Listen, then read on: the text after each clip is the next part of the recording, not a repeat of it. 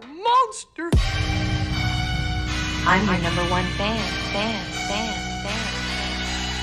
Now clear your minds. Notice what scares you. It has from the very beginning. You know, it's Halloween. I guess everyone's entitled to one good scare, huh? Just been informed that zombies have entered the building. They're at the door. They're coming in.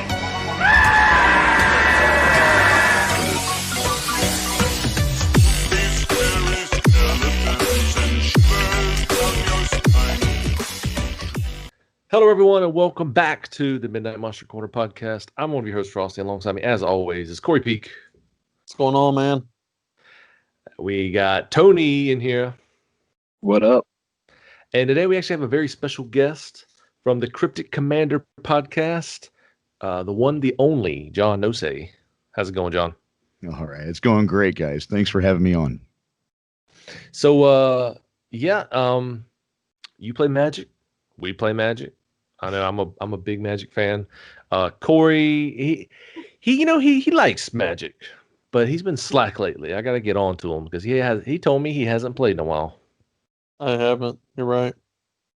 And it's a great game, man. But it is one of those things that we're right here at Christmas time, and we all know Magic's very expensive. It is. I'm not gonna lie, man. I had plans to buy 2 boxes of Commander Legends when they dropped. I haven't bought a single booster pack, so there's that. But yeah, actually, to your not buying any of those and me being slack, I have bought 2 booster packs, sir. Touche. Very well played. So yeah, John, tell us a little bit about yourself and your podcast and where to find you.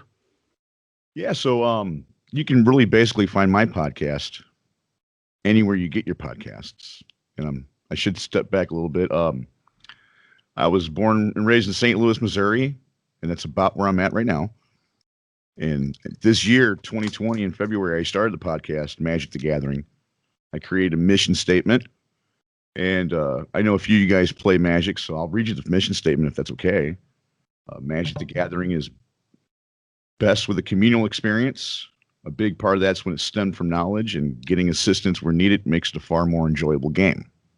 And we pretty much stick to that mission statement throughout the whole podcast. We do touch base on things like, the prices of the cards and what's hot, what's not. And it's a weekly podcast. I actually enjoy doing it. I treat it like a hobby. So, correct me if I'm wrong here, but you had Sheldon Maneray on the show one time? Sheldon Maneray, yeah, he's what they consider the father of EDH/Commander. Yes. What was that like? It was nerve-wracking. When I first started the podcast, a couple episodes in, I labeled one of the episodes "Shooting for the Stars," and I told the listeners that we're going to get people on the show. I'm not an expert. I've been playing the game since late '93, but I'm not an expert, so we'll have them come on the show. And at the time, I had a co-host named Ogre, and I told him on the podcast, and he's just like, "That's just freaking unbelievable, man," But yeah, it was nerve-wracking, to tell you the truth. Yeah, I've seen him on a couple podcasts. It's very interesting to see his take on the game, because as fans of the game, we've taken it and we've and bear with us, listeners, this is geek talk here, but as fans of the game, we've taken it and we've made it so competitive. But to hear him talk about a game that he essentially created, it's like he wants the game to be casual, which is why people are like, "Why'd you ban this card?" He's like, "Are you kidding me? It's unfair. It makes the game unfun, and I want the game to be fun."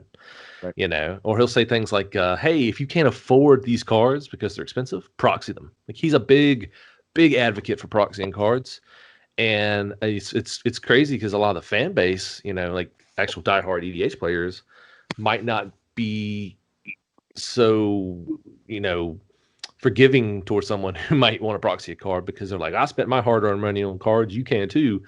Meanwhile, the Godfather EDH is saying, "Hey, proxy these cards so you can play with everyone. I don't want you to have to break your wallet just to play a card game." So. Absolutely. Yeah, you said it right there on the nose. When I had him on the show, I asked him an opinion, from my heart, what do you think about me making just a blue deck, which is unheard of? And he said, if you have fun, then do it. And I was surprised by that answer.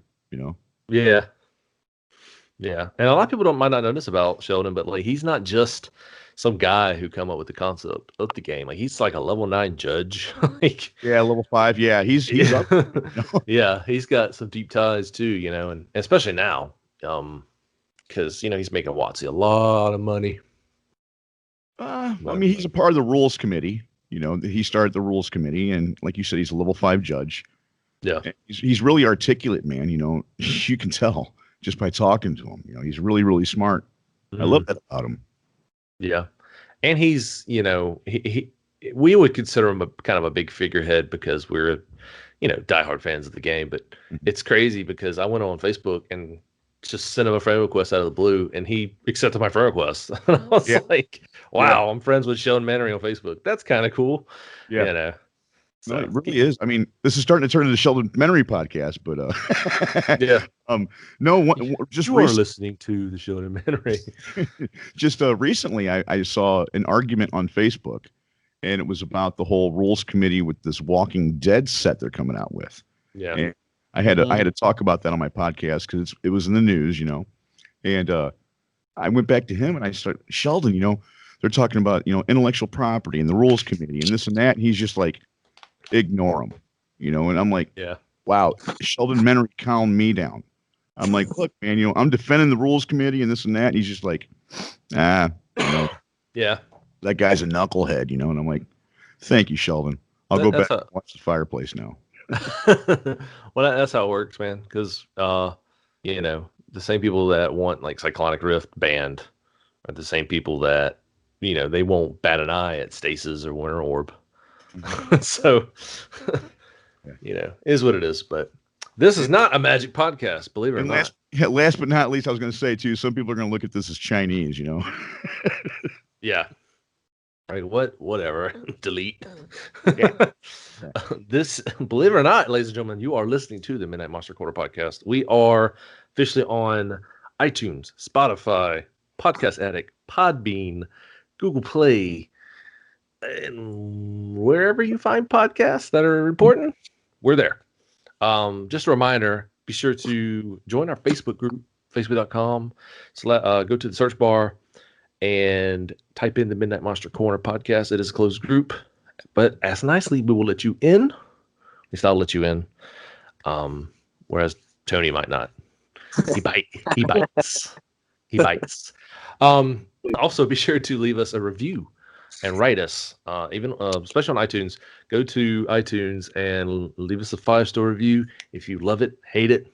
Actually, if you hate it, leave a 1-star. How about that? And then we'll ban you forever. No, don't do that. That would make us sad. But rate us, review us. It would help push the podcast. We would greatly appreciate that. And you'd be number 1 in my book. I'll tell you that. So, Corey, what are we talking about today? We are talking about Silent Night, Deadly Night from 1980. Punish. Naughty.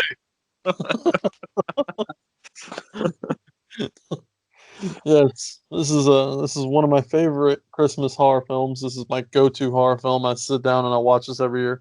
Of course, me being a 1980s slasher fan, I love slasher films, and what better way to celebrate Christmas than a slasher killer Santa Claus?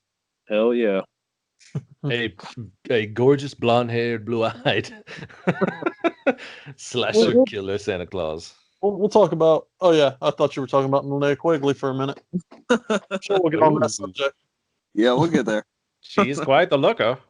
Yes. So, yeah, this movie was released November 11th. It was opening weekend in the U.S. I thought I saw a date that said November 9th. Either way, it was about that same weekend, whatever. Its budget was estimated $1,065,000. Looks like it grossed in the U.S. $2,491,000. 460.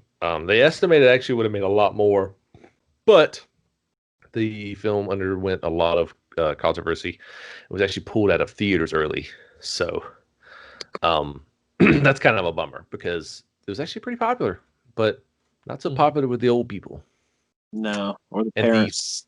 the Santa Claus worshippers apparently. Yeah.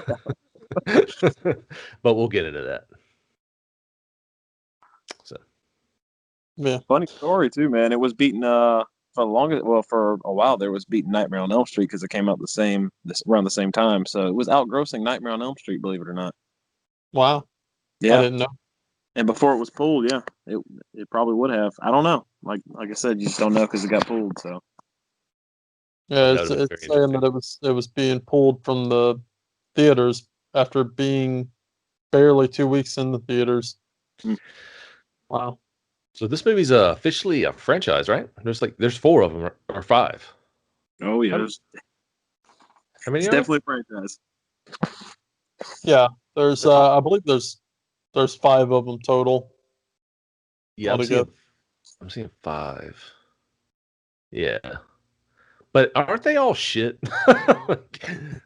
With the exception of the first one. Like I read somewhere that they were just all bad. I haven't seen them all. I've seen the first 2. The second one was awful. It Just was. god awful. But it does have one of the best lines ever. Oh, really? Does. It Yeah. really does. I think honestly, I don't think they pretty much redeemed themselves. Of course, now I've got the remake and I haven't seen the remake yet. I've actually owned it for a few years. But I have heard decent things about the remake. But Tony, you've actually seen the remake, haven't you? Yeah. Oh yeah. Remake's solid. It's a good movie. That cover art though. It does look terrible. I don't know. I was gonna say it looks pretty badass. No gun should emit that much flames at the end though. That's Oh, dude, it's Santa Claus with a flamethrower. I mean, Is that a flamethrower? I thought it was just a right? gun. Yeah, it is. It definitely Okay, is. I always thought that was a gun. No, it's a flamethrower. That's Sure probably enough. why it looks like garbage to me. I'm like, Corey's like, I have misjudged this. This whole well, time. that's the thing. Okay, so like, and Daniel, to get off subject just a little bit, you and myself have actually gotten into this conversation, and actually Tony and myself has actually gotten into this conversation where, you almost judge a book by its cover, or in this sense, a movie by its cover. There's been a lot of times where I've passed up a lot of great films actually just by going, oh, this is a shit cover. There's no way, Mhm. Yeah. Case in point, gosh, what's the movie? Tony, End of the Line. I think you Yeah. actually turned me on to that one, and I've always looked at that cover going, oh man, that's a terrible movie No, art. There's no way I'm gonna buy that. I think the same can be said about any movie now, especially when you see a movie on the shelf like a Walmart, and it could have been a big blockbuster movie, but the cover is shit. Like, the whole argument with whenever we went from the 70s and 80s horror to the 90s, you had the floating heads era, what they call it, where Yeah. all the front covers had, beautiful teenage faces, and like a knife in the background or something stupid. It's like they weren't trying to make like good cover art for their movies. I think Like that trend never went away. Like it's still here. So like go to Walmart and next time you go to Walmart, look, like there's so many movies on the shelf that it's like just bad cover art. That's why, today I was kind of cheesing over like the 4K releases of even some of the more mainstream movies, like even the new Milan movie, like the 4K release looks awesome. And the slip cover is different from the box cover, which is the way it should be. Yeah. Yeah. Like I Definitely can't stand it when the slip cover is the same. Like, Yeah, it's boring. You don't get enough. You don't get enough. You don't get as many options for cover art. And then same Yeah. thing goes with the Screen Factory releases. They always offer the original artwork. You can reverse it, but then you'll have their new commission artwork on the front with the slip cover. So that's why Right. Screen Factories are so sought after, and so collectors just go crazy for them. So especially with those, I mean, they go crazy for the slips. Yeah. For I was about to say for the collector's editions in general. Mhm. Yeah. Yeah. That's why it always kind of aggravates me when I find like a Screen Factory and it doesn't have a slip, and I'm like, well, there's no way of getting that slip because, it's that essentially that slip is now out of print. Yeah. Right. It's You don't going want for to pay. good money on Yeah, eBay and shit. you don't want to pay $30 for a piece of cardboard. I mean, Yeah. yeah, the artwork's nice, but at the end of the day, it's like, you know. We're in the wrong business. Hey, hold on a second here. I take offense to that. I spend my money on pretty cardboard. You know what? Yeah. I was Yeah. gonna say, I was listening to a podcast today where the host was 22 Shots of Horror with Moods, and he was going on about, he's like, I cannot believe people spend that much money on cardboard. And I agreed for a second. I was like, yeah. And then I stopped and I was like, oh, wait. I do that. Whoops. So, but, Yeah. so John, what are your, like, just quick take? What's your thoughts on this movie? I actually liked it. You know, I think I rated at the end of my notes here. I rated the movie 7 out of 10. I think I gave the movie, and Hot then damn. the score. You know, because the music. You know, there's music and then there's score. You know, the sounds like anticipation and stuff like that. Yeah. I gave both of them a 5 out of 10. You know, for the music and the score. But that's my overall thoughts on the movie. I really did like it, and I would recommend this too. First time watching it. Nice. Wow. Yeah. And this is actually my second time watching it. Mhm. First time officially. I told Corey this too, because I don't know if you're familiar with the YouTube channel Djibouti Dubs. No. There's if you go to YouTube, you look up the Sticky Buddy. That's like one of their more popular videos. But yeah, it's like these two brothers and their friend, and they take movies and infomercials and they dub over them, and they've been doing it for years, probably about 6-7 years now. And they did a movie commentary on this movie, and I watched it, and I officially sat down to watch like just the movie by itself. It was a ruin for me because I kept hearing their voices, but you know, I still think this movie was super solid. I mean, like Tony said, it's a classic. You know, a lot of controversy surrounding the movie, which we'll get into later. But you know, 1984 thriller, Santa Claus. I mean, what's not to love? So it's fun. It's a fun one for sure, especially if you have a buddy who's like into horror and loves Christmas. like yeah, Corey loves Christmas and he loves horror, so this movie's definitely right up his alley. Yes. So And I like I said, I visit this one quite often. There's a slew of films that I visit each year. You know, around certain times. So like, for instance, Mother's Day, I try to watch the Three Mothers trilogy from Dario Argento, stuff like that. But yeah, this is my number one that I watch before Christmas. Other than, I think I watch a Christmas Horror Story, right there near towards Christmas because I love having a good anthology as well in there, so that works.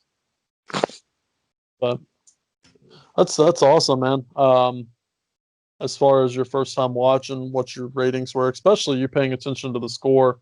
That's something that, you know, a lot of times people like what we do, for instance, where we actually critique the film.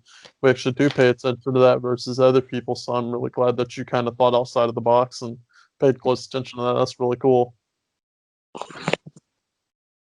Absolutely.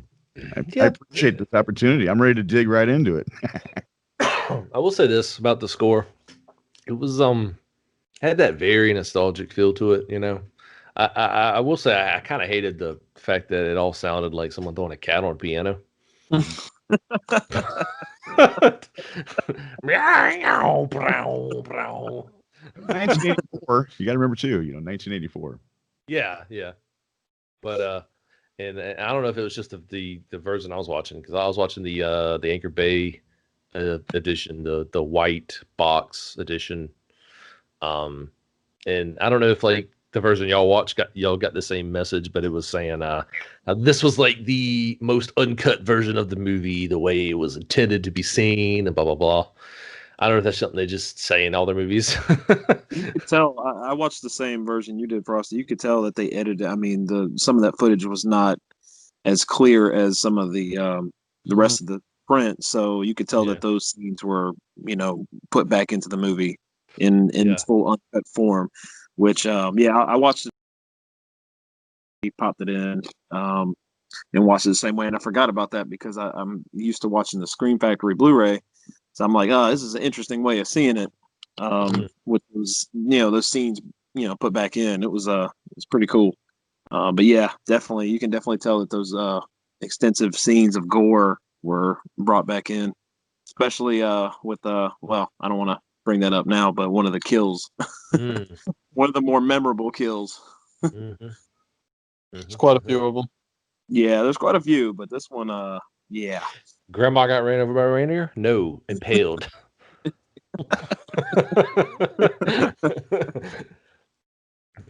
So yeah, we'll kick this thing off. So the movie starts off, the family, Billy's family, they're driving to a mental institute to visit their grandpa. I don't know if they really specify why he went crazy. One could assume he had an obsession with Christmas, and Santa Claus being evil. Because they get there and he's not talking to them, right? And she's chilling, and then they leave the room. They leave Billy with them, like their crazy grandfather. I guess they thought it'd be okay. It turns out it was not okay. The grandpa warns them about Santa Claus being evil. So did he ever explain why the grandpa was? Not really. It's like, just yeah. Go ahead. I thought that was an interesting way to start the movie because we don't see the grandpa again. Nope. Going too further than I should probably. The end of the movie kind of sets up for a part 2, and like you said at the beginning of the podcast, there's 5 of them, right? What if it was like he snapped and went crazy and stuff, and then they just don't tell you that, and you got to put 2 and 2 together. Yeah, I mean that's yeah.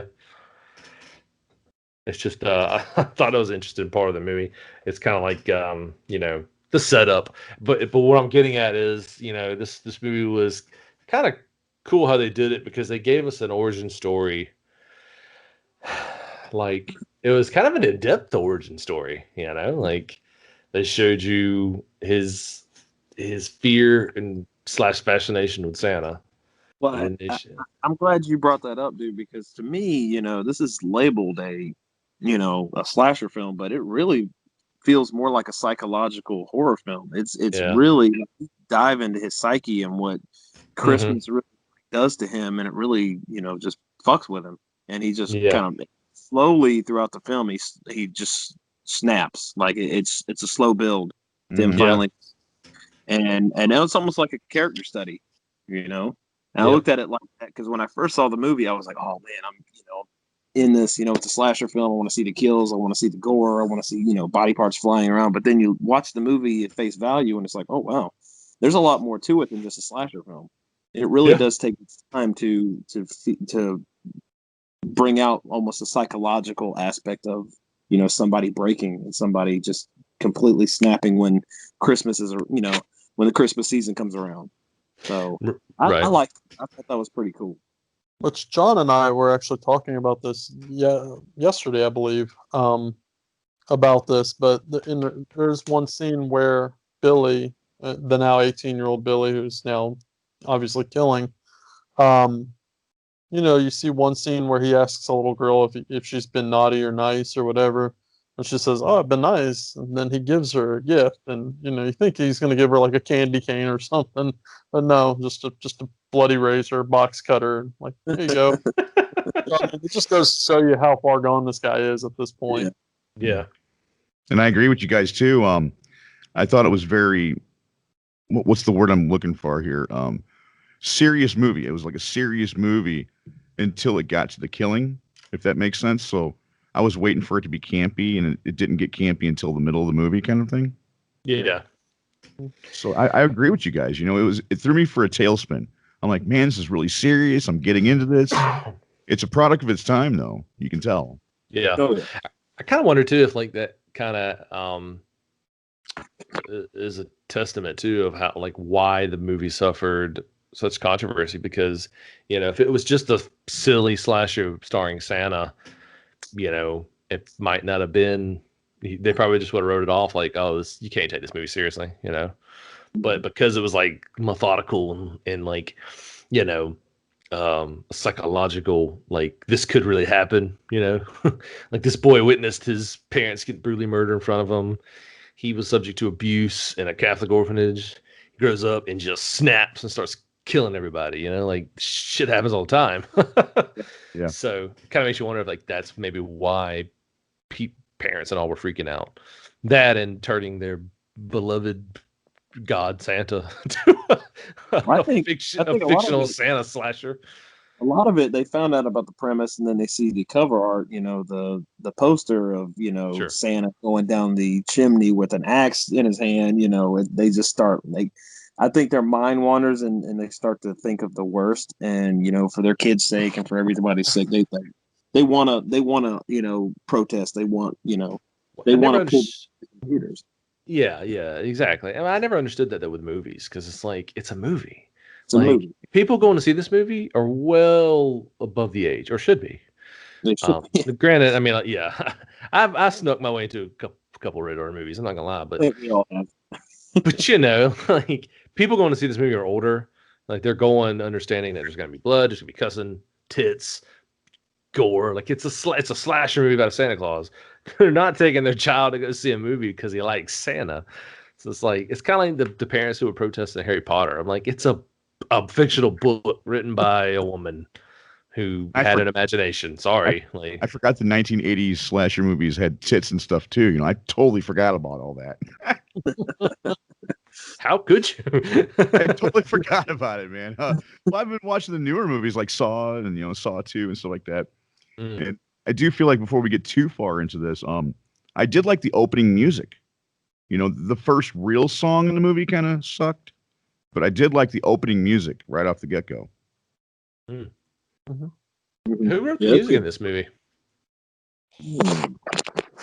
I didn't write that part down, but I do know that the first real song sounded like a Mentos commercial. Yeah,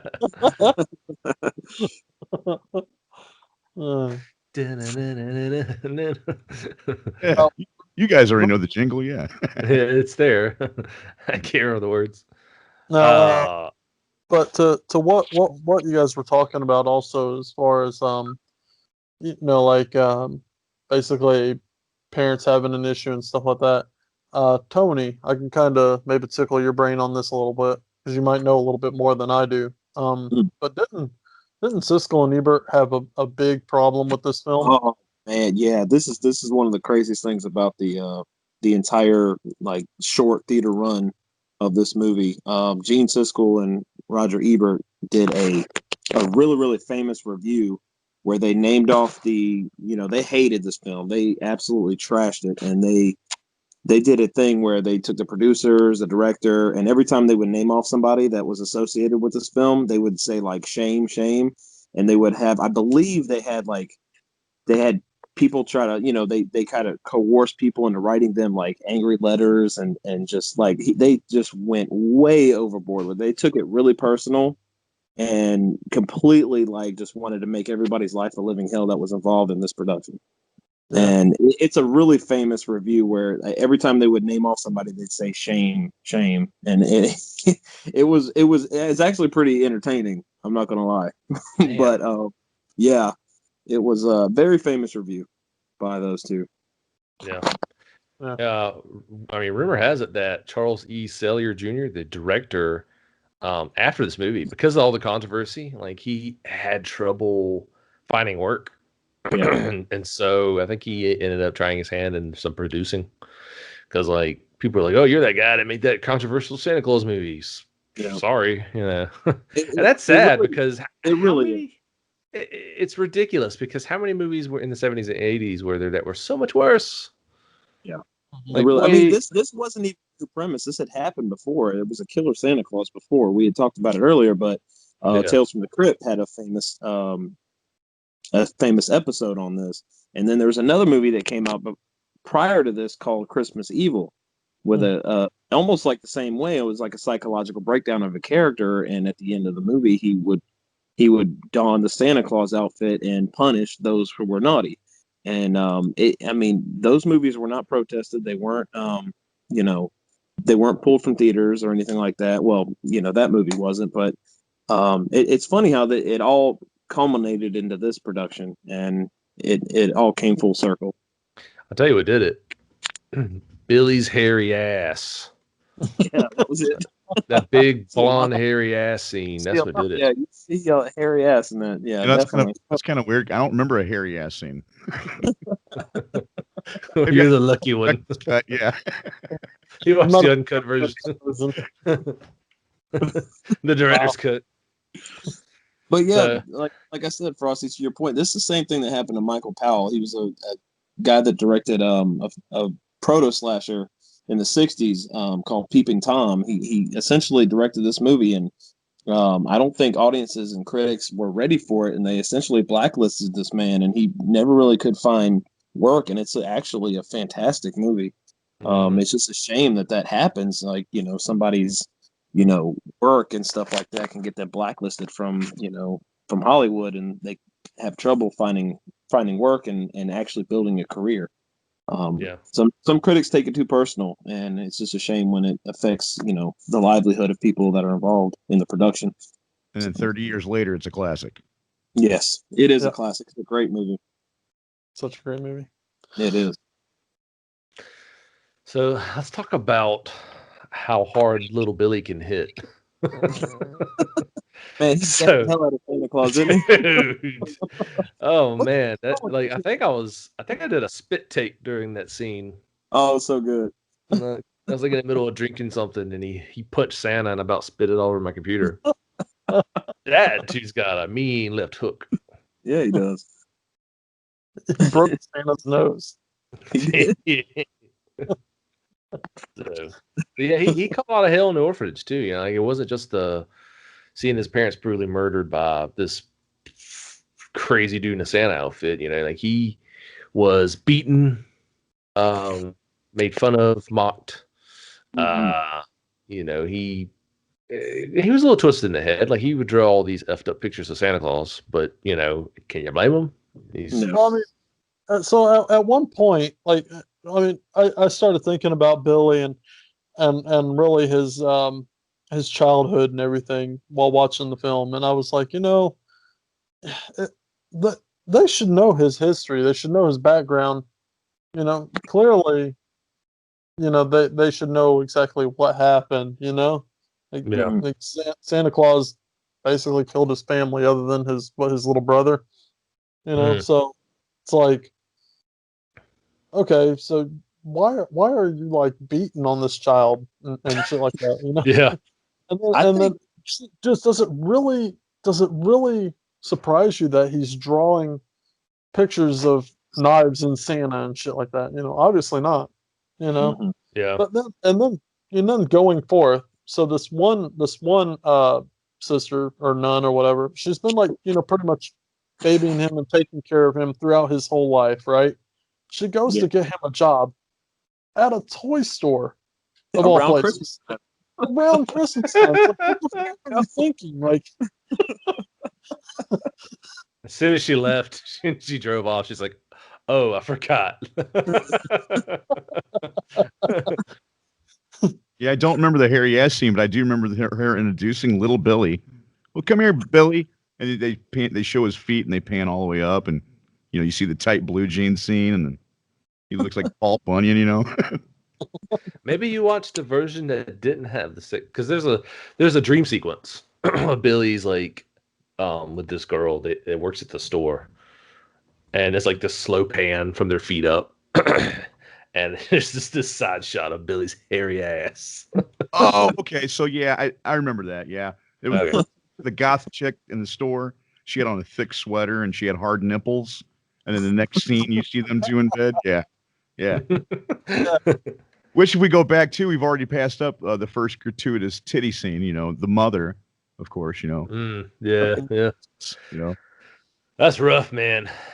Yeah. Just, get in context, what was going on during that scene, because I don't know, it makes you feel sorry for them, but like this stuff, this happens to kids, like like they witness their a tragic event, and then they never recover from it, and it just keeps getting worse. And like this movie's definitely like Tony said, it's definitely a character study, really. Mhm.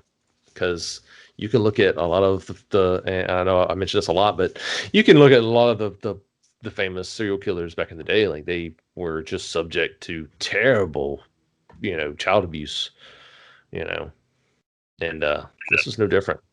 No, it's not. You almost feel sympathy for his character. I mean, you really do. Like all the shit that he goes through in the entire movie. Like no one except for Sister Margaret, who seems to be like a mother figure to him. Yeah. Kind of like takes him under her wing and tries to protect him from Mother Superior. Seems to take like a really like she really takes like an enjoyment out of like just torturing this kid almost. Like she finds ways to really just just do evil shit to him in this orphanage, man. And it's really Sister Margaret's like the only one that he has to lean on. Well, aside from his brother Ricky, who was of course there that night that the deranged Santa Claus killed his family. And basically, there's a scene where there's a kid that's like, "Hey, your brother's a head case or something like that," and he's like, "No, he's not," and he kind of defends him, and he's really got those two and only those two, in his corner that are there for him, and right. Yeah, I mean, you, like you said, you feel sort of sympathy for his character, especially putting him to their point, putting him in a position where, hey, I'm getting him a job at a toy store around Christmas time. There's going to be Santa Claus like stuff everywhere, so he's just going to slowly break down. I mean, she can kind of something's going to happen, but I guess maybe at this point he hadn't had an episode in a long time because I mean he was 18 at this point. So I mean 10 years later. Yeah, who knows? Who knows what could have happened in that time frame? He could have evened out and chilled out a little bit, but he looked like an old 18-year-old though. He did. And then the first time he says, "I don't give a fuck about my work," I was taken back by that. Yeah, the store that supervisor giving him shit. He's like, "I don't give a fuck about my work." Enough of old Guido there. This straight up looked like an Italian mobster or something. He looked like Joe Pesci, man. I was thinking. He was just mad because he couldn't land a roll on chips. Yeah. At this point, I'm like, this movie feels like a trope of other movies like Home Alone, Friday the 13th. And then they put him in a Santa costume. Oh, that was the the thing that set him off. That really did it. We'll just put him in the Santa Claus. Let's talk about this. Let's talk about this for a minute. I really love that scene where he's like wrangling that child, and that child is like giving him hell on his lap. Yeah. And she wants kicking him. Yeah. He's like, you know what happens to naughty kids? I'm gonna punish you. They get punished, and everyone apparently can't hear him say this. Like, he's such a great Santa. He's good with the children. And Mr. Sims is just cheesing from ear to ear. Yeah. Which Mr. Sims, is his boss, delivers the greatest line in the movie. Hands down, when all the kids leave, he locks the door. He goes, "It's 7 o'clock. It's over. Time to get shit-faced." Yeah. The best line in that movie, hands down. Shit was great. Smack you with reality for a second, Yeah. And that same character too, and a few minutes later, he's like, "Go get him, Santa." And I was like, watching Billy turn into evil Santa though. That was really trippy for me. Mm-hmm. I love the way they did it. Yeah, like a lot of repressed memories just surfacing. Flashbacks coming back. Yeah. Mm-hmm. Definitely. How about the line where they've all been drinking? They're at the company Christmas party, and Mr. Sims' boss has been drinking a little too much. Walks up to him, and he's like, just making small talk. He's like, "What you doing, Billy?" And he's like, "I was just thinking about my parents." He goes, "Oh, good. A boy should think about his parents because they're dead." Mr. Sims says, "Oh, I forgot."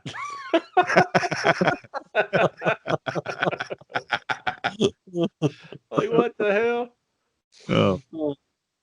I forget the actual dialogue there, but he does change the subject really fast. Like Really fast, yeah. yeah, I do notice that. Like they worded it to where he would change the subject really quick. He reminded him what Santa does. Yeah, Right? yeah, that's it. Okay, yeah. Yeah. So he's had his eye on one of these girls that works there. Who played her? What was her name in the movie? Pam. Pam. Yeah. Pamela. Pamela. Tony Nero was her name. So he's had his eye on Pamela, but Pamela's getting a little too flirtatious and touchy-feely with the Guido, his supervisor. And so they go in the back room and start fooling around. That's when Billy comes in and sees them. And this is when the movie really turns and just everything goes to shit at this point. Well, the boss was singing too. I find myself swaying back and forth and bobbing and singing to it, you know. So he he snaps. He snaps. This is the turning point in the movie where, you know, because we know that he was going to kill, you know, like that's the thing about this movie and why you could say it's more of a character study than anything. Because most slashers, it's kind of either it's a franchise character, you know, and you're just there for the gore, or it's like kind of like a giallo where you don't know who the killer is, you know, till the end when it's revealed. It's revealed. Which is like slasher, like the best part about slasher sometimes, you know, other than the gore, of course, is like, wow, I didn't know that was the killer. That's crazy. This movie was definitely like, okay, yeah, this guy's gonna snap. It's just a matter of time. And so what happens? The kills in this movie. What are your thoughts? Oh man. No way he killed him with one arm up in the air with those Christmas lights. I'm gonna say, man, he's got he's got some strength. Like I knew the dude was like tough, but damn, he strangled him with one arm and just hanging him up with the Christmas lights. I wonder, like, if they had originally wanted him to use two hands, but they decided on one hand so they could get the shot, like the camera shot of the, you know, of actually using all the Christmas lights around the dude's neck. That was a cool shot. One of my favorite kills. I mean, obviously the impalement. I love the impale kill. Just because, who wouldn't? That's pretty cool. Actually, the headshot kill was really well done. You know, for it being practical effects. I mean, that's really cool. And you know, being into horror movies, you see a lot of headshots, and I mean, just there's not a hole there. Now there's a hole there, and a trickle of blood as the killer walks out of the convenience store. I thought that was really cool. Right. Yeah, the convenience store clerk. That guy's death scene was funny though, because if you notice, he hams it up by sticking his tongue out when he gets killed. Yeah. I did notice something too. In the beginning of the movie, Mother Superior said, "Punishment is necessary, punishment is good, and punishment is absolute." And when little Billy told Anna before he killed her, he just forgot to say punishment is absolute. Did anybody else catch that? I missed that. Wow. Yeah, I missed that. That's okay. I missed Billy's hairy ass. It's okay. We're even. And I thought Mr. Sims got the stupidest kill in the movie, in my opinion. The hammer in the head. Yeah, the hammer. Yeah. It was just. I mean, you could tell like B-rated at that point, you know, but 1 million points something. Wow. He was already hammered, so Billy just helped him out a little bit. Yeah. He was already hammered. How about the old lady getting shot with a bow and arrow? That was pretty cool. Yeah. Like, okay. Yeah. Like, where the hell did you get that? I don't agree with you guys too. From the beginning though, was you know, you can see it lead up to Billy snapping. I didn't see it this way, man. You know, I was thinking Billy was going to be the hero of the movie. You know, So for the switch to happen, it really took me for a loop, in all honesty. Oh. Maybe like a red herring, kind of like you think he's going to be the killer. Red He's herring, going yeah. to snap. Yeah. Yeah. Mhm. And we actually talked about that last week when we did we watched and reviewed Black Christmas. Yes. Spoilers for those who haven't seen the movie, haven't listened to our last episode, or slight spoiler. There is kind of a red herring in the movie, where they put this particular character out there a lot to make you think he's, the one doing it all, but you come to find out he's not. So that would have been an interesting twist. That would make an interesting remake. If you were to remake the movie again, have it where Billy's actually going to be the hero of it all, and you think he's the one doing the killing, he's not. That'd be interesting. I don't know how you can That'd pull be that really off. interesting. They could pull it off as like his brother's doing all the killing. Ooh. He has like he has a twin brother or something. I don't know. Well, because he's got a little brother in the orphanage. Yeah, which is the main dude from the second one. Yep. Yeah. Garbage day. Come on, you didn't think you were gonna get this whole episode without hearing that. No, I wanted to bring up the fact, since you brought up Black Christmas. I mean, the killer in the Black Christmas movie's name is Billy. This guy's name is Billy. I mean, He was also in Gremlins. Billy was also in Gremlins. He was. So I He's mean, a lot nicer in Gremlins, though. if the time frame would have worked out, I mean, that they could almost link the two movies. Maybe, I don't know. I wonder if that was Joe Dante's nod to this movie by naming Billy in the Gremlins. I don't know. It could have been. That'd be interesting trivia.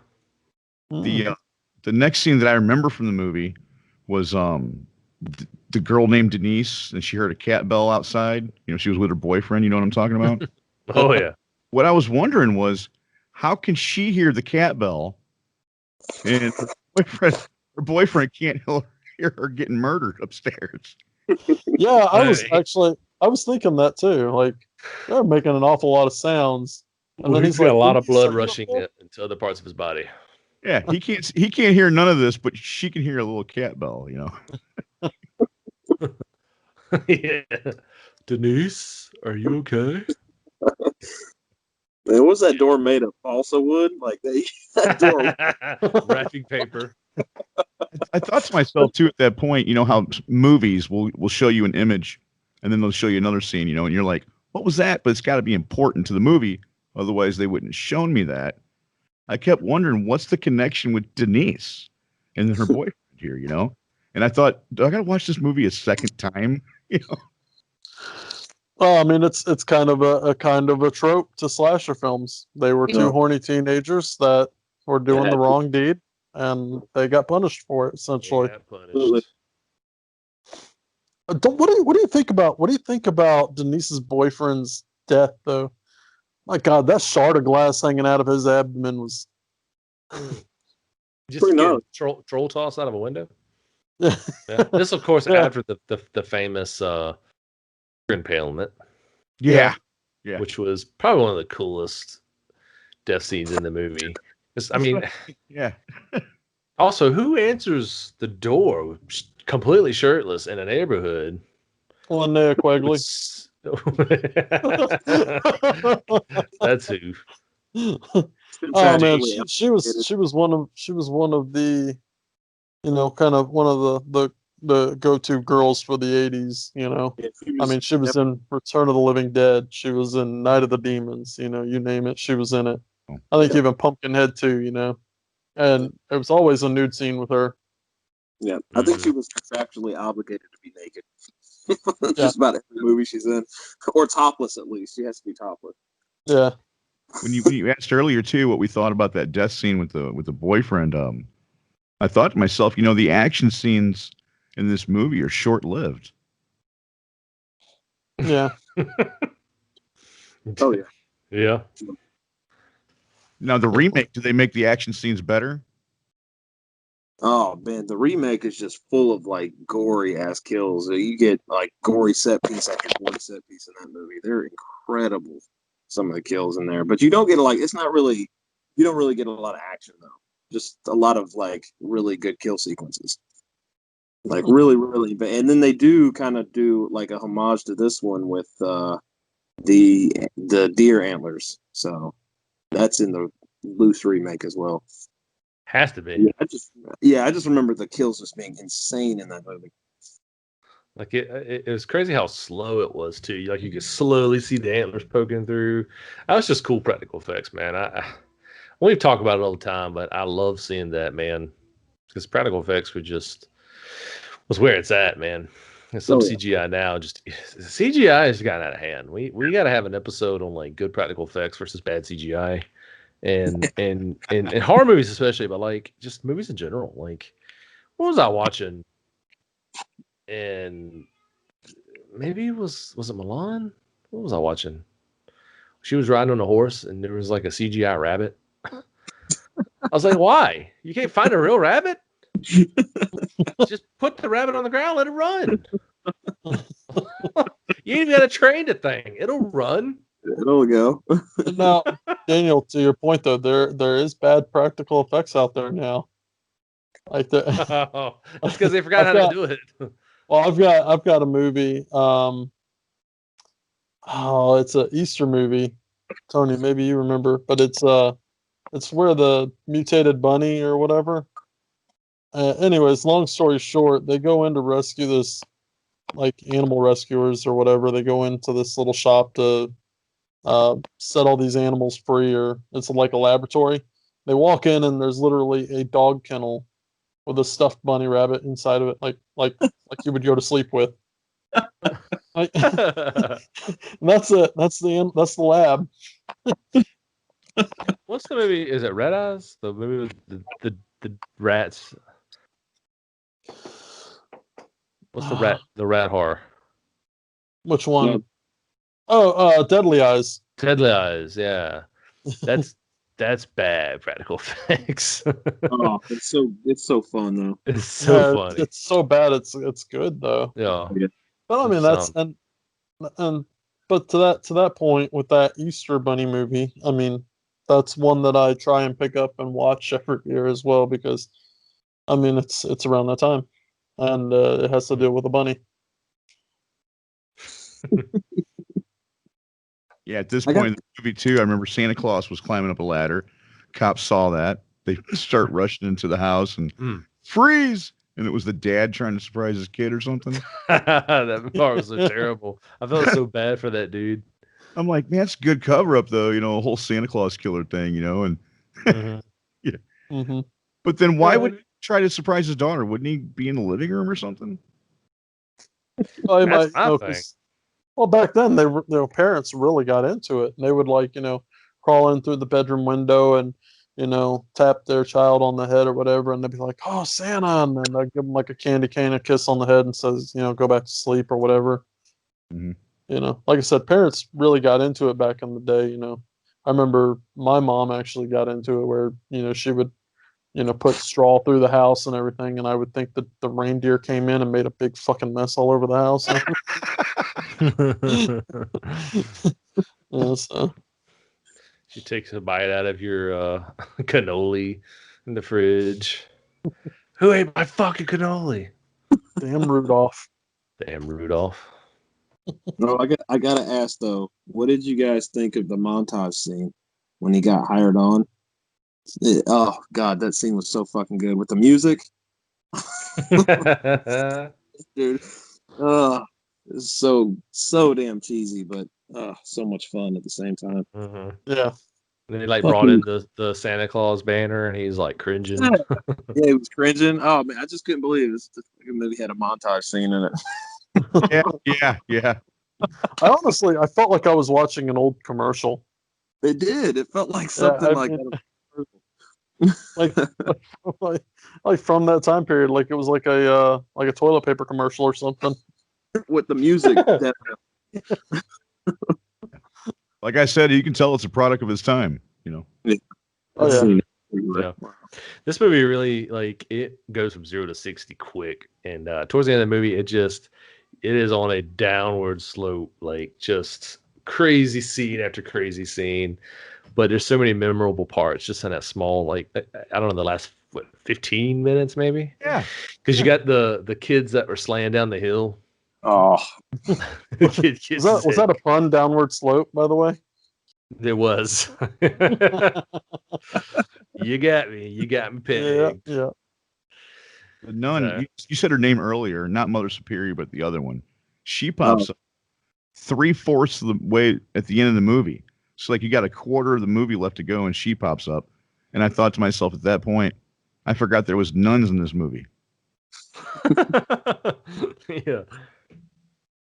It's interesting you bring that up too, because originally they thought this movie was going to face backlash about like abuse in Catholic churches and stuff, and or like, you know, they thought it was going to face controversy just regarding the Catholic Church in general, and nothing, like crickets. It was all about Santa. You didn't have Santa be a killer, but you can. They're destroying the image of Santa. They don't give a shit about Mother Superior beating on kids. Mm-hmm. Yeah, and then that or what is it? Father Flanagan, is that his name? Father Flanagan? I believe that's what they called him. Okay. Yeah. Where he got shot by the cop. no, dude, that was brutal. Yeah. Right in front of the children too. Right? Like, get away from him! And he just guns him down. It's like, oops. Yeah. says, Okay. And then Mother Superior's like, he was deaf. He probably didn't even hear you. yeah, that was toward the end of the movie. I got a comment about that in a minute. Yeah, but right here where we're at, he's in this part of the movie where the nun, she's sitting on a bench, and she looks at the cop to the left of her and says, "Once you understand what he's gone through, you know, like she's trying to justify it or something, you know." How about the cop after he kills him by accident? He just kind of looks at him and goes, "Oh man, well, my bad. See y'all later." Yeah. Well, at this point in the time in the movie too, there's a scene where that little girl. So you know you talked a second ago about, you know, Santa Claus walking up into the orphanage, and then a little girl picks up the phone, and then leaves it off the hook. And I'm thinking to myself right there, it's an important scene. You know, it's got a link to another part of the film, and I think later on it does. Let me see here if I wrote down some. Okay, no, I didn't write down a note on that, but it just goes back to what I said earlier too. You know, they show something in the movie like him going to Denise's house where he kills with the antlers. You know, how does that connect to the movie? You know what I mean? How do we know Denise? You know, yeah, I don't think we were really meant to. I think it really was just like what Corey said. They were just throwing in like that 80s slasher trope. Yeah. Where you had to have horny teens in it. And at this point, you know, he leaves the store after he does his killing spree in the store, and he's just kind of like out and about, just trying to find whoever, you know what I mean? Which is how, you know, he ends up in the neighborhood. He kills the teens, Denise included. Then he's walking down the street, and he ends up in the woods with the kids who were slaying down the hill, and he kills the bully. I think he just kills the one. I don't think he kills both of them. That's what I was thinking. The other guy that saw his buddy get killed, I wonder if he killed him too, because it never cut to a scene where he kills him. But I don't know. It cuts to his silhouette with the axe in his hand, looking at him. So I'm like, okay. In my mind, I'm thinking, hey, he killed him too. Yeah. But usually they sum that up. Normally, if they left you hanging like that later on in the film, you would see his dead body laying somewhere or something, you know? Yeah. But in this Kinda case, they really never did that or anything. Yeah. I hear him say, "Shoot to kill" over the PA at the orphanage, you know? And then the cop tells this one cop tells the other cop to stay after killing the deaf Santa, you know? And then I'm thinking to myself, yeah, because there's going to be more deaf Santas that are going to be coming up that you can shoot, you know? It's like, why didn't they pull him off that spot, you know? That's what I'm saying, man. Like, he must be like the best cop ever. Yeah, you know? So he kills an old man that's deaf, and it's like he was coming up to give the kids treats or something. And it's like, just stay there. And it's like, why? So we can kill more deaf people? Oh, man. At this point in time, I was really curious of how much time's left in the movie. So I went ahead and pressed pause, like most of us do to see. And I was really surprised to find out there was only 10 minutes left of the film at this point. So like you said, you lose track of time with this movie. It's right there gripping you. And then the last 10, 15 minutes, it's a roller coaster. You don't want to take your eyes off the TV, No. Yeah. And even that cop got a real brutal scene. Mm. Yeah, where he axe got right axe into the to the stomach. rib. Oh, I thought you were talking about the time where the cop jumps around the corner looking like Don Knotts with his gun. That was very cliche about that time period. They didn't gently peek around the corner, just jump. And no wonder, you're trigger happy, obviously. That song, "Oh Come Let Us Adore Him," right there at that point in the movie too, I was just like, whoa. Whoa. I mean, oh yeah, the classic caroling in the background while murder ensues. yeah. That's very popular in Christmas horror films. Yeah, Black Christmas. Just talked about that. Mm-hmm. Yeah. I mean, I thought it was a good movie, man. Better ending than some of the movies that are out there. The ending, maybe I give it a 5 out of a 10. I really didn't like the ending, but I wasn't too displeased with the ending, if that makes sense. I mean, it was a bit abrupt, but they were obviously leaving it open for a sequel, which we got, which was terrible. Yeah. Which, after hearing this, makes me want to go watch the remake, by the way. Yeah, I'm going to watch the remake now, too. The remake's fun. The remake is a lot of fun. I'm going to pop it in and watch it. Yeah, definitely check it out. At the end of this movie, you can kind of see that they're leading up to a part 2 also. I think at that point, I looked at my wife and said, I think they're making a part 2 for this. Yeah, I mean, they flat out left it for that, because at that point, they showed his brother after he got killed, in which his brother's like, punish. Yeah. Yeah. But you got to think, those kids have seen 2 Santas get gunned down in a matter of. You got to worry about their psychological trauma and what they're dealing with. Because I mean, wow, 2 Santas in one day get gunned down. That's heavy. Not to mention the Santa that got cold cocked by Billy. Yeah, right. I'm waiting. And Mother Superior whipping ass constantly. Yeah. We could probably make a good movie, a good spin-off of this, I thought the end song was kind of funny. I could see myself playing that song on Christmas. What was the end song? It's a good tune. Oh, and the end credits too, where it says persons and events were purely fictional and any likeness was purely coincidental. It was still faced with hellacious backlash. Like, he threw it out there, man. He's like, it's not real, it's just a movie. Our beloved Santa Claus. You've ruined Christmas for me and my family. You must be canceled. Purely coincidental, guys. I mean, if there's a little Billy out there.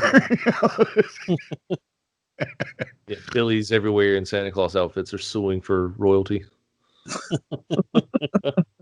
I didn't know what to expect going into this movie. There's a lot of movies I haven't seen. I didn't get sheltered. I have seen a lot of movies, but I did not see this movie. So I didn't know what to expect going into it. It was like real serious at first, and then start getting corny real quick. And then, man, those boob scenes though. I totally forgot about those boob scenes. A lot of boobs. Oh man. But I mean, that's in that time period, though. I mean, that's what sold these films to a younger audience. You had 17, 18-year-olds that were allowed to go see these films. So these were just quick TNA films, essentially. Yeah. So, I mean, that has to be cliche, especially in a good little slasher film. Oh yeah, that's what put the asses in the seats, is what they say. Mm-hmm. And the boobs on the screen. The boobs on the screen. We got to put boobs on the screen to get the ass. It's a circle. What a web we weave. So, Tony, anything more interesting to add, or anything else to add as far as like trivia? I think we covered a lot of the important stuff. Oh yeah, we did cover quite a bit of the trivia as far as the controversy, the the film getting pulled from theaters. We kind of went into Siskel and Ebert's review of the movie. He thought of it and how how How big about the that was, group how, that was formed? Yeah, this movie essentially started a protest group. That's how big of a deal it was. Mothers Against Movie Badness. Right.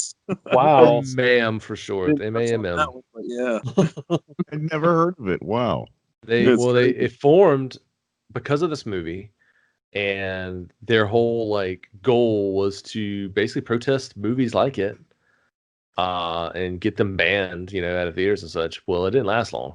Like they protested this movie, they made a little bit of a dent, and then they just kind of broke up. Yep. Wow. They just got tired of fighting or what. They didn't put a chip in Cartman.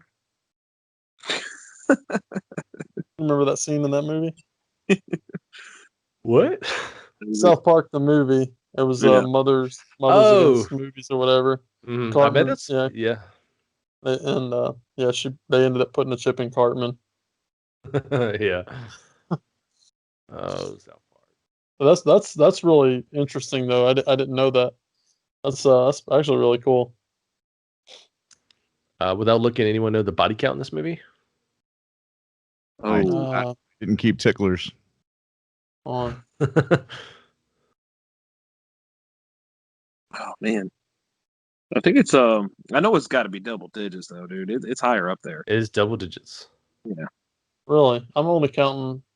Oh, so you had the number in front of you. I'll take a guess at it. Okay. 12. Close. Ooh, I can only count up to 8. Oh no, dude. It definitely got up double digits. I was gonna say 12 too. It's 14. Wow. 14? Cashier, Billy's parents, I keep Andy, forgetting. Pamela, Cheer. Mr. Sims, Mrs. Randall, Denise, Tommy, Bob, Mac. Off screen. Wait, what? Off screen? What? Well, didn't he kill somebody and then we didn't get to find out how he killed him, and then later on they show the dead body or something? Or was that the other? Was that the kid? Slatter. Maybe. Father O'Brien, Officer Barnes, and Billy. Father O'Brien, that's his name. Billy himself actually dies. Can't forget that. Oh yeah. Only 9 people total were murdered by Billy. Oh man, I think they do count that kid that I was talking about as one of the kills. Yeah, because I know because it says Tommy and then it says Bob.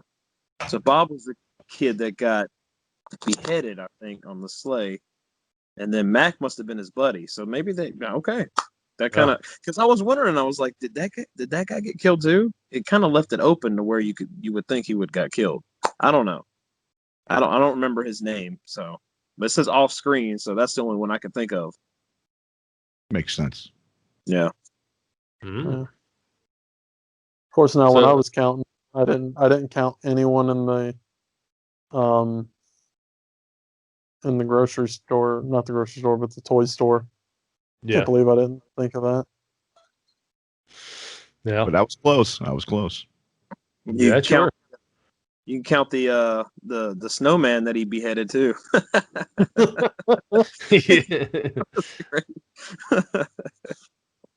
Where's Wikipedia at? I got to exchange that. We got to put that one in too. There's a glaring body count. Yeah. So the orphanage building was an abandoned schoolhouse that the crew had renovated for the film.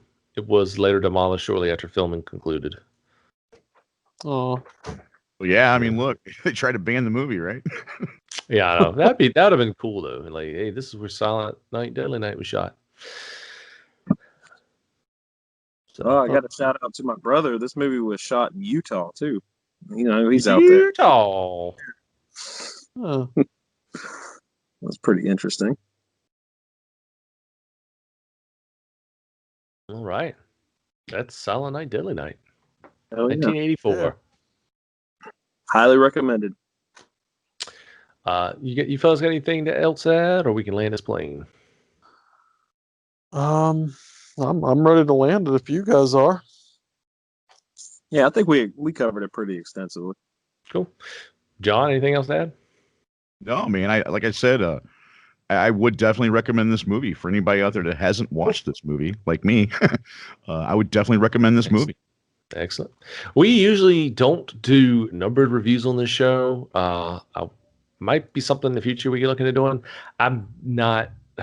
We've had this discussion before where, it's hard to put a number on a movie, because then you're really getting in debate territory, because I've seen so many times where something will get a 9 on like 4 different outlets, and then maybe that one outlet that'll give it like an 8 or an 8.5. People are like, well, how could you give this an 8.5? You bastard. Yeah. And so Everybody's a but critic. yeah, basically. IMDb, which I know it's not like the definitive place to go for actual movie reviews, but it's sad to go on there sometimes to see reviews, because there'll be some movies that you absolutely love with like 6s and 7s. And you're like, why? But this movie actually got a 5.9 on IMDb, which is actually not bad considering what kind of movie it is. Yeah, I'm kind of surprised. Yeah, I count that as a win. The sequel, however, 3.7. That's bad. So It's right. Let's put it this way: it's right up there with Christmas Nightmare. Christmas Nightmare is like my all-time lowest film ever. Oh yeah, you own that movie. I do own that movie. Oh man. So, ladies and gentlemen, this has been the Midnight Monster Corner podcast. We thank you once again for listening. Just a quick reminder to join our Facebook group for the discussions and updates. Just go to facebook.com, go to search bar, type in the Midnight Monster Corner podcast. It is a closed group. Ask nicely. We will let you in. Just a reminder here, don't forget to like, share, subscribe on our YouTube channel. We do have a YouTube channel. And be sure to rate and review us on iTunes, Spotify, Stitcher, wherever you listen to your podcast. That would be awesome. You guys rock. If you want to follow us, Facebook group is a great place to follow us. You can follow me at the PG Frosty on Instagram. I do post on there on occasion. Mostly personal stuff, sometimes stuff, movies I'm watching. So come follow me there. Give me a shout. That'd be awesome. Corey, we have a TikTok, right? We do. Yes. Okay. So that's the Midnight Monster 20. You can join us there on TikTok, and I'm posting. I'm gonna start doing more stuff on there shortly. But yeah, just come follow us and join the conversation there. Fantastic. We will be doing reviews again on our YouTube channel, so be sure you follow us there. I know I need to do a review. I'm actually in the works of doing a review of Clive Barker's Bastard Child, that is Rawhead Rex. Hell yeah. And Cool. Corey, you have one in the works. I know. I won't spoil that right now. Corey is working on review, possibly, tentatively. Yes. But I got a review coming up. Awesome. Point is, we will be doing reviews again, and we need you guys' help to follow the YouTube channel, like, share, subscribe, tell your friends. That would be awesome. Tony, where can they follow you? Only thing I got is Facebook, man. I don't have any other social media platforms, so, and really, I'm on that for the group. So, Awesome. So follow Tony in the group. right, I'll be posting stuff. Yeah, that's all you need, really. The Facebook group. Yeah. Just come on in. The water is fine. John, where can they find you?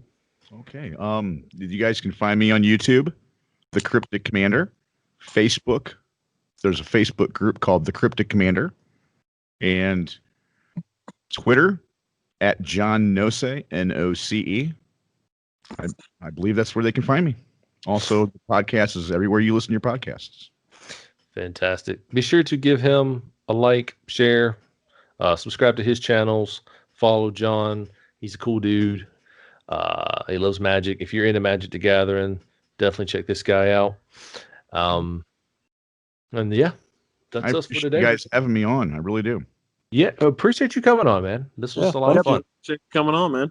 This was fun. This was a fun movie. And it's very interesting when Corey told me that you would be joining us for this one, because I kind of laughed, because this is kind of like one of those silly cult classics, you know.